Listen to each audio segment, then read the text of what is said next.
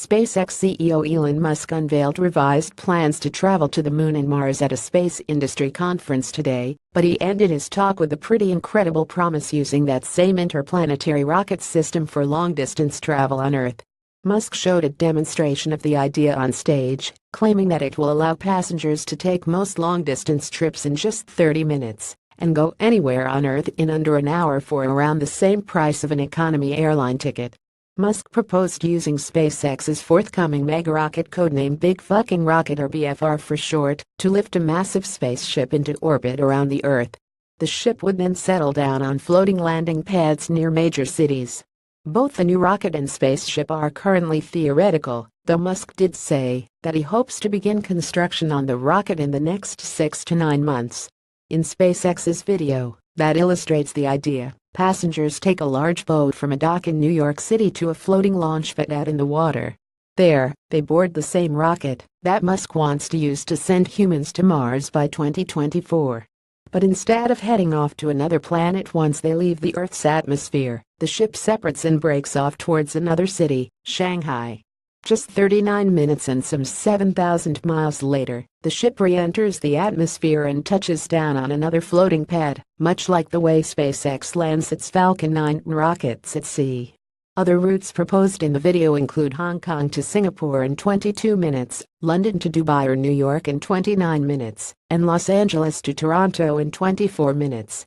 Hong Kong to Singapore in 22 minutes, London to Dubai or New York in 29 minutes, and more. This proposed method of Earth City to Earth City travel would be, by far, the fastest ever created by humanity. The ship would reach a speed of about 18,000 miles per hour at its peak, Musk said, which is more than an order of magnitude faster than the Concorde. Musk presented the idea at the very end of his speech, so he was light on details when it comes to the other logistics surrounding this proposal.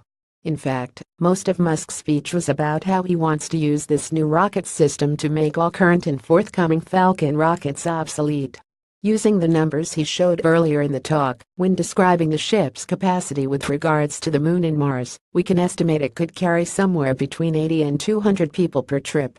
But we don't know other basics like how much of the air travel market Musk sees this occupying, how it would be regulated, or even when SpaceX might attempt such a feat.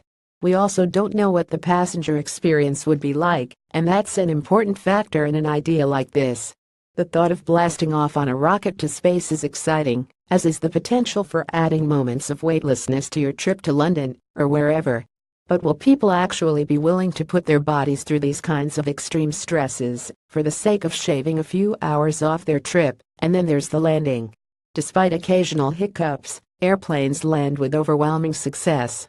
To its credit, SpaceX has gotten really good at landing its Falcon 9 rockets both on land and at sea, and Musk even began his speech by touting how 16 of them have landed successfully in a row.